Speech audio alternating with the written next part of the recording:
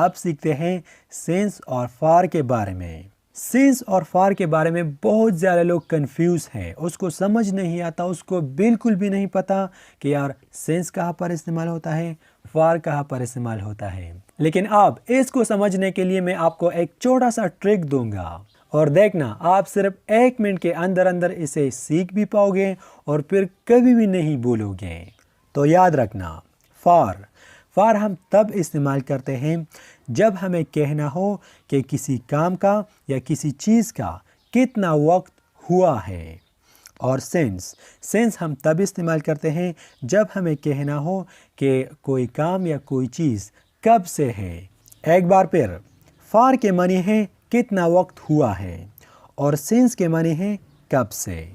اگر آپ کو کہنا ہو کہ کسی کام یا کسی چیز کا کتنا وقت ہوا ہے، کتنے سال ہوئے ہیں، کتنے مہینے ہوئے ہیں، کتنے دن، کتنے گھنٹے، کتنے سیکنڈز، تو پھر آپ کو استعمال کرنا ہوگا فار کے معنی ہے کہ کسی چیز یا کسی کام کا کتنا وقت ہوا ہے۔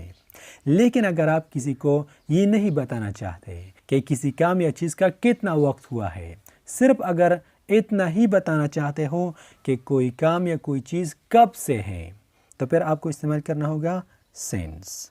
فار ایگزامپل، فار 1 year 1 سال ہو گیا، فار 5 years 5 سال ہو گئے، فار 6 months 6 مہینے ہو گئے، فار 2 hours 2 گھنٹوں سے یا 2 گھنٹے ہو گئے، فار 6 minutes 6 منٹ ہو گئے یا 6 منٹ سے، فار 7 days 7 دن ہو گئے یا 7 دن سے۔